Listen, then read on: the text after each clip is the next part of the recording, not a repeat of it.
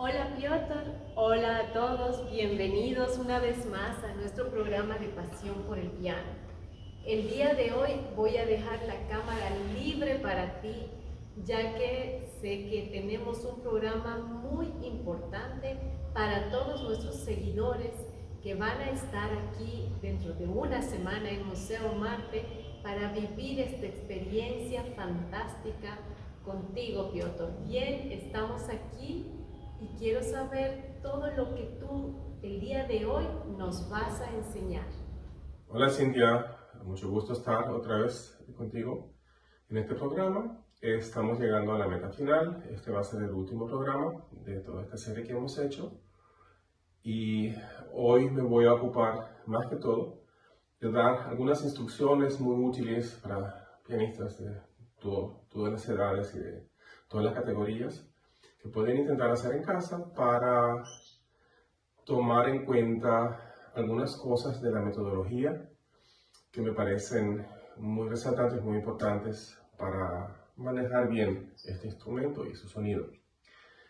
Pero antes de entrar en estas instrucciones, me gustaría recordar una vez más la travesía que hemos hecho, comenzando con Bach, que es un compositor el cual le pedía a sus alumnos que encontrasen una manera cantable de tocar el piano, lo que tiene algo que ver con cómo se usan los dedos, cómo se usa la muñeca. También sabemos un poco de la posición de la mano de Bach, que era muy orgánica, muy concéntrica, con todos los dedos bien en fila. También hemos conocido algunas expresiones y connotaciones que ha hecho Mozart y también Beethoven respecto de pianistas que en su época tocaban con un gran exceso de movimientos y muecas, y que a ellos les disgustaba mucho, tanto a Mozart como a Beethoven, y que nos hace creer que estos dos compositores, pero también pianistas, tenían algún tipo de noción sobre la función y la importancia de una postura tranquila en el momento de tocar el piano. Y también escuchamos muchas informaciones sobre Chopin, que probablemente fue uno de los primeros grandes pedagogos y metodistas de la pianística, que por ejemplo hablaba sobre suplencia, tanto la flexibilidad de todo el cuerpo, especialmente de la muñeca, que hablaba de usar el brazo sin peso, que hablaba mucho también de la muñeca como si fuese a respirar en el momento de tocar el piano, y que también le prestaba mucha atención a la posición de los dedos, que demuestra también su manera metodológica de comenzar a dar clases de piano con las teclas negras. Y por último, llegamos a la época de final del siglo XIX, comienzos del siglo XX, con Brahms y su gran amigo Deppe, Ludwig Deppe, y la alumna de Ludwig Deppe, Elisabeth Calland, que son los primeros metodistas que se dieron cuenta de la unidad funcional de todo el cuerpo en el momento de tocar el piano, que justamente decían que es muy importante tener siempre en vista y en cuenta cuando se toca el piano y cuando se da clases, de no enfocarse en algún pequeño pedazo del aparato pianístico, los dedos, la muñeca o el brazo, sino siempre tener la conciencia de ver al pianista en su totalidad. Y bueno, a decir verdad, un estudio de metodología comenzaría justamente aquí, en el comienzo del siglo XXI, perdón, del siglo XX, con Deppe, con Calland, y después vinieron un sinnúmero de autores que escribieron muchos libros sobre metodología, algunos completamente adversos a las ideas de Calland y Deppe, otros un poco diferentes, con todo tipo de diferentes enfoques. Y bueno, es un estudio que habría que profundizar, imposible hacer un programa de esta categoría, así que no voy a entrar aquí en detalles. Pero sí me gustaría añadir una cosa que, a decir verdad, todos los conocimientos sobre Deppe y Calland sí fueron en el transcurso de los años desapareciendo. Prácticamente nadie conocía más a Depe y a Caland. Había otros autores que se hablaba más de ellos, y fue justamente una de mis profesoras, Elgin Roth de Hamburgo, la que rescató estos libros y rescató estos conocimientos y los aportó al estudio de pedagogía que yo hice en la Universidad Martin Lutero en Halle, y donde fui estudiante del profesor Marco Antonio de Almeida, que también hay que agregar, que me parece también un detalle muy importante, que él, además de ser pianista, también estudió medicina. Quiere decir que él no solamente entiende la música como músico y la pianista como pianista, pero también tiene un gran conocimiento de la anatomía humana. Y justamente estos dos maestros, tanto Elgin Roth como Marco Antonio de Almeida, fueron los que me ayudaron no solamente a conocer las escrituras de Depe y de Caland y de otros, muchos muy valiosos metodistas, pero también de entender esto a través de mi propia pianística. Así que eso es para cerrar el paréntesis de qué es lo que pasa después de Caland y Depe. Pero bien, no vamos a entrar en un estudio profundo de metodología, así que les invito ahora, les voy a presentar algunas muy importantes, por decirlo así, informaciones de resumen de lo que ya hemos visto a través de los compositores y de los periodos que hemos visitado.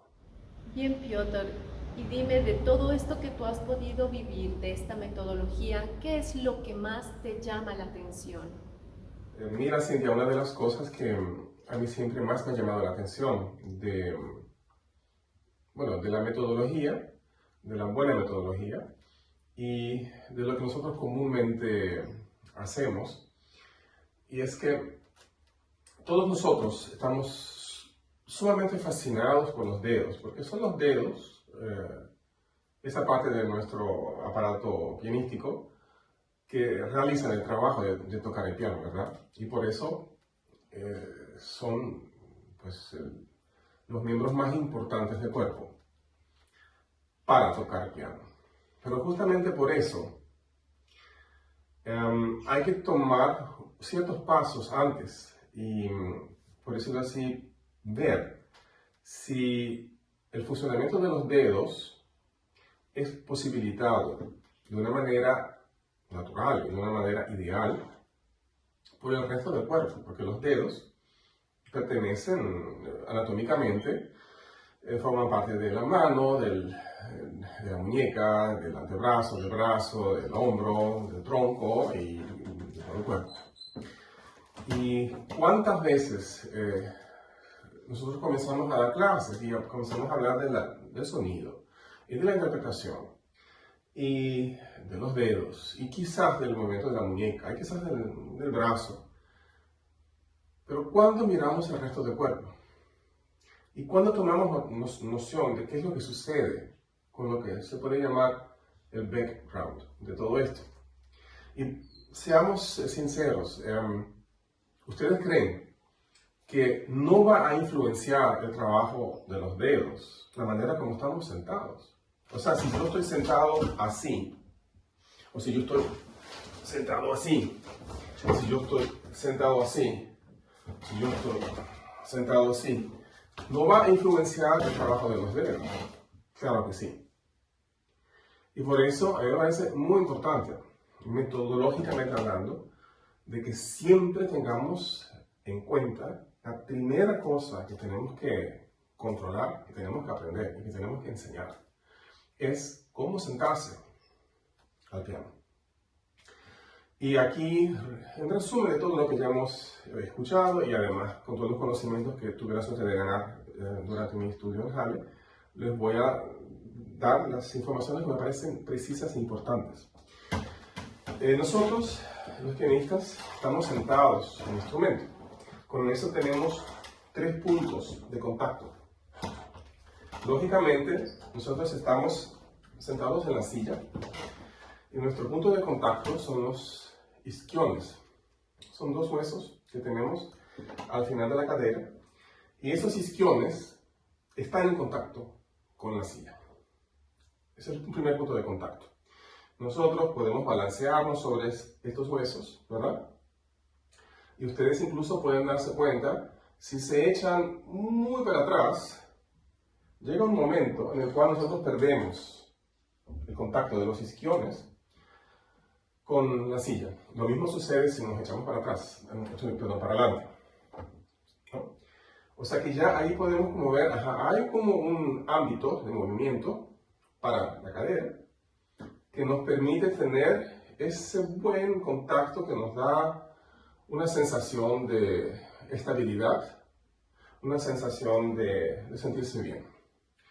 El segundo punto de contacto son los pies, y en especial los talones de los pies, especialmente ya para tenistas avanzados que utilizan los pedales, ¿no? O sea que es un punto de contacto que tenemos que también nos ayuda a encontrar el balance y el equilibrio del cuerpo en el momento que vamos a tocar. Y lógicamente el tercer punto de apoyo es donde vamos a tocar con los dedos y llegamos al teclado, al fondo del teclado. O sea, esos son los 3 puntos de apoyo. Ahora bien, con eso todavía no está dicho nada, es solamente una entrada al tema de qué es lo que pasa en el momento de estar sentados. Ahora tenemos que hablar un poco de la postura. ¿Qué es lo que tenemos que tomar en cuenta de la postura? Una vez más, los isquiones, que son los huesos con los cuales estamos sentados y balanceados en una silla. Ahora tienen que imaginarse, muy importante, es el esternón, que es el hueso que tenemos aquí. Y el esternón tiene que estar prácticamente en la imaginación, como si estuviese mirando hacia arriba. O sea, quiere decir que todo mi pecho no hace esto, como se toca el piano, sino que el esternón mira hacia arriba. Y eso hace que mi cuerpo tenga una extensión hacia arriba y una expansión. Esto también me permite un movimiento muy fácil, muy agradable, muy natural de todo el pecho. Lo que es importante al momento de tocar el piano para poder manejar todos los registros y las diferentes hazañas que hay que hacer después con las manos. Y por último, está la vértebra del atlas, o el atlas, que es la última vértebra de la columna, que se encuentra así. Pasamos así con la mano atrás de las orejas, ahí donde se juntan las manos. Ahí está mi atlas. Y ese atlas, uno puede imaginarse que ese atlas hace un triángulo imaginario con los 2 isquiones. Y con eso tengo lo que llamamos, bueno, esa postura que va hacia arriba. Y esa postura de todo el cuerpo nos da estabilidad y nos da la posibilidad de usar con naturaleza y con coordinación lo que vamos a necesitar en el segundo paso para tocar piano, que son los brazos. Hablemos del hombro, Piotr. Una parte anatómica de nuestro cuerpo que es un poco complicada de entender. Se trata del hombro. Muchos pianistas, cuando tocan música de grandes compositores y son especialmente talentosos y musicales, se expresan a través de sus movimientos y muchas veces, por no estar entrenados debidamente, se expresan de una manera errónea. Y muchos también alzan entonces los hombros como un momento de gran musicalidad. Pero a decir verdad, el alzar los hombros trae como consecuencia de que toda la coordinación del cuerpo va a estar alterada. Por eso que yo creo que la mayoría de los maestros saben que alzar los hombros no es muy recomendable para los pianistas y pues normalmente todos decimos, bueno, mira, baja los hombros, pero es que esto realmente no da grandes resultados. Lo que puede ayudar en este caso es hacerle entender al alumno de que el brazo no comienza en el hombro, que es lo que normalmente diría, el brazo comienza aquí. El brazo comienza anatómicamente en el omóplato. El omóplato son estos dos huesos que tenemos atrás, bastante grandes. Y entonces el brazo está como que enclavado en el omóplato. Y para que eso de subir los hombros cese, es muy importante hacerle entender al alumno de que tiene que sentir el brazo hasta el omóplato. Por ejemplo, hacer un ejercicio de respirar y subir los hombros y después al momento de expirar, soltar el hombro, es para que el alumno tome más conciencia de qué es lo que realmente está subiendo, qué es lo que está realmente bajando, que es el omóplato. También se puede hacer que el alumno toque el omóplato y sienta qué es lo que sucede cuando sube y cuando baja el hombro. El entender que el brazo comienza en el omóplato es el comienzo de controlar ese problema de subir los hombros. Y al mismo tiempo, nosotros tenemos en la espalda un gran músculo que es el músculo ancho dorsal o también latissimus dorsi, que es el músculo que sostiene el brazo y que también mueve el omóplato. Así que es muy importante activar también ese músculo en el momento que se va a tocar piano, especialmente cuando se va a tocar piano en forte, porque de ahí que proviene la verdadera fuerza, la llamada fuerza para tocar piano, proviene de allá, del latissimus dorsi. Lógicamente que todo lo que hemos hablado acerca de la postura es algo que también influye en el adecuado uso de la coordinación, para que también el latissimus dorsi transforme la energía hasta los dedos. Ahora bien, ya que hemos hablado del hombro, hablemos ahora del brazo. ¿Qué se supone que va a suceder con el brazo? Nosotros podemos ver qué pasa cuando uno pone con esta postura el brazo sobre el teclado. ¿No? En este momento, mi brazo es manejado por mi musculatura del latissimus dorsi. Mientras muevo esto, el músculo funciona. Y eso es lo que yo necesito para poder después permitir que mis dedos trabajen. ¿Verdad?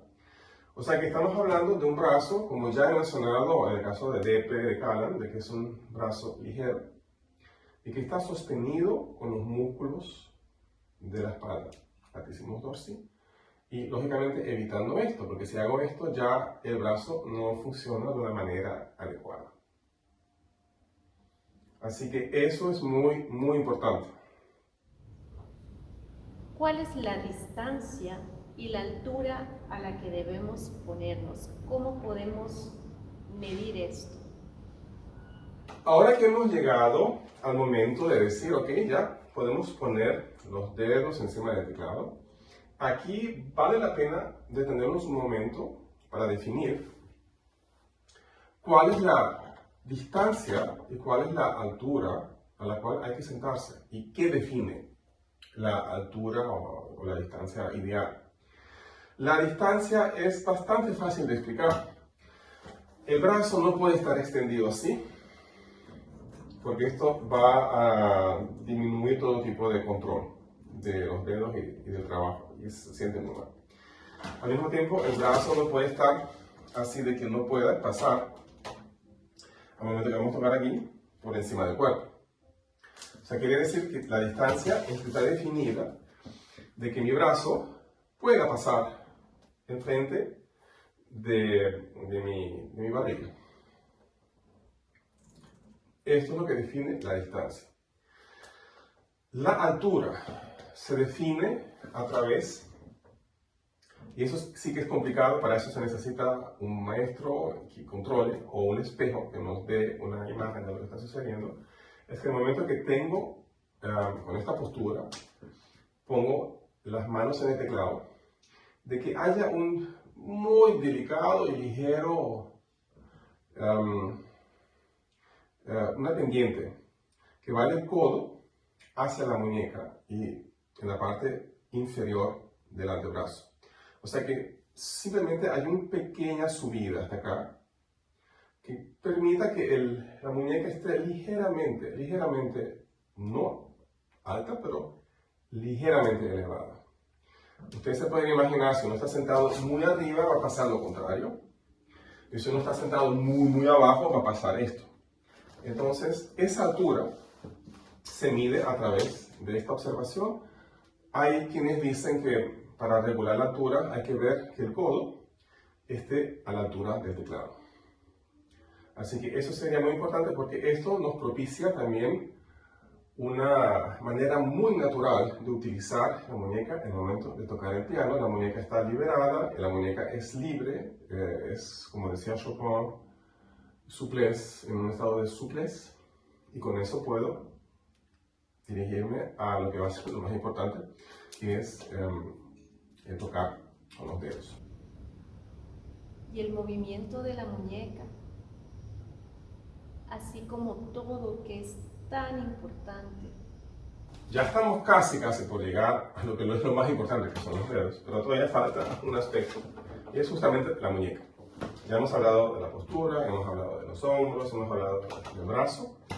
Ahora vamos a hablar de la muñeca.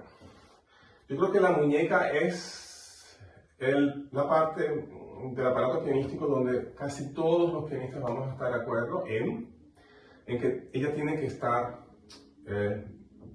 libre, o tiene que estar, algunos dirán relajada, o algunos dirán flexible. Chopin hablaba de souplesse, me parece una palabra, un adjetivo muy descriptivo. O sea, elástica, suave. Entonces, lamentablemente, a pesar de que todos sabemos esto, todavía hay muchos pianistas que tienen una muñeca bastante tensa y bastante dura al momento de tocar el piano.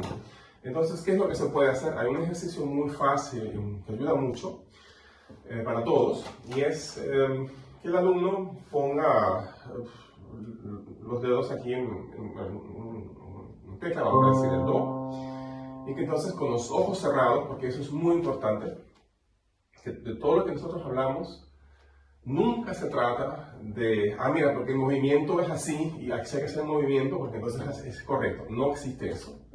No existe movimiento correcto a base del ojo. O sea, los movimientos no se controlan a través de la óptica. Los movimientos se controlan únicamente a través del sonido y de la sensación. Es muy importante entender esto, porque hay muchas tendencias en la metodología de hablar mucho de movimiento, y nos habla de sonido, y nos habla del sentimiento del movimiento.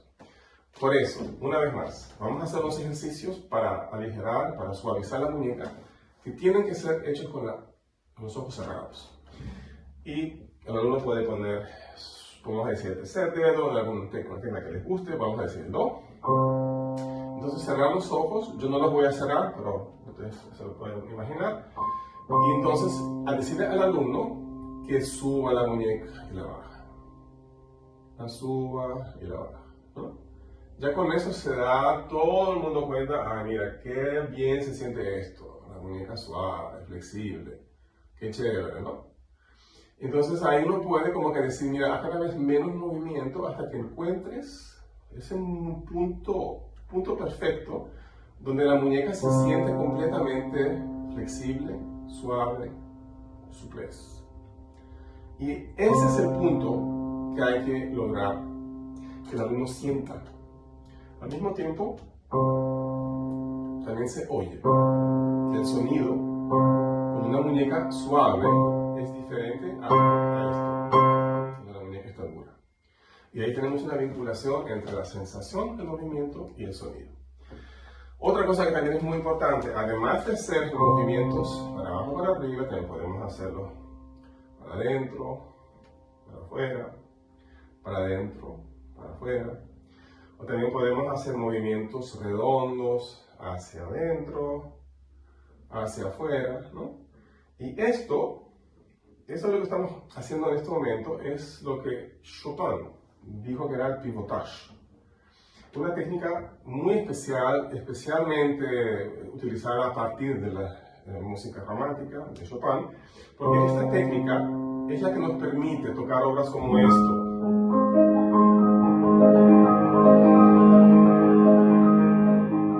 O sea que es una técnica que con poco uso de los dedos y con gran uso del pivotage, o sea, de la posibilidad de la mano de dar vueltas sobre un eje para abarcar grandes distancias en el teclado.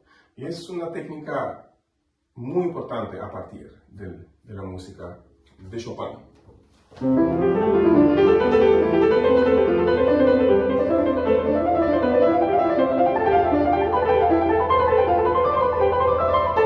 ¿Y qué hay del movimiento de los dedos?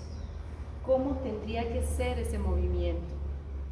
Y ahora llegamos al punto de decir, después de haber controlado, realizado todos estos pasos, es que estaríamos en la disposición de comenzar a dar clases y trabajar una obra tocando con los dedos. Y justamente eso es lo que me llamó mucho la atención, de que estos pasos muchas veces no se hacen y uno va directamente al trabajo de los dedos y entonces se forman reacciones equivocadas corporales al momento de tocar, y eso es después muy difícil de corregir. Por eso me parece muy importante, especialmente en el caso de comenzantes, de principiantes, de poner esta base desde un principio. ¿Qué pasa con el movimiento de los dedos? O sea, los dedos, se dice que el movimiento de los dedos es a partir de aquí y nunca más arriba. O sea, esto es lo que deben hacer los dedos, este tipo de movimiento. Nunca esto. Este movimiento es en contra de la naturaleza. O sea, la naturaleza de la mano es siempre el agarrar, ¿verdad? Por eso que estos son los movimientos adecuados para el pianista. Y como ya saben, Chopin tuvo esa idea de decir que nuestra mano es bastante asimétrica. Tenemos estos tres dedos que son muy parecidos y el quinto y el pulgar que son un poco fuera de la orden, de comenzar una educación metódica de un principiante con estas tres notas negras y dejar el pulgar y el quinto dedo en las notas blancas, lo que nos permite tener esta posición de la mano que justamente nos permite después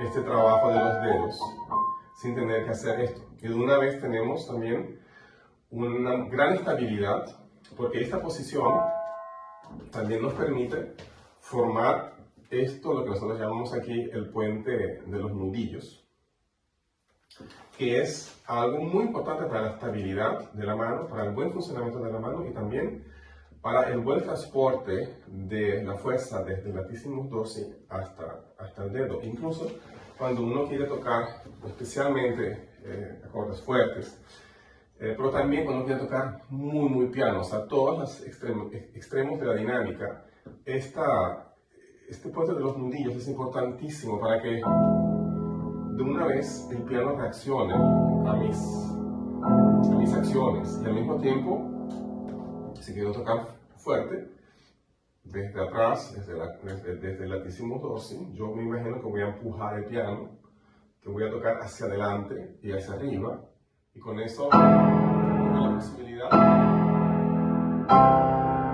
de conseguir un sonido que es fuerte, pero no es metálico, que es lo que sucedería en vez de pensar, como decía Liszt, hacia adelante y hacia arriba, y la fuerza viene desde la espalda. Miren lo que pasa cuando lo pienso solamente así. Ahí se dan cuenta de que hay una gran verdad en esta coordinación desde el latissimus dorsi hasta la punta de los dedos. Esta estabilidad de la mano es algo que cuesta.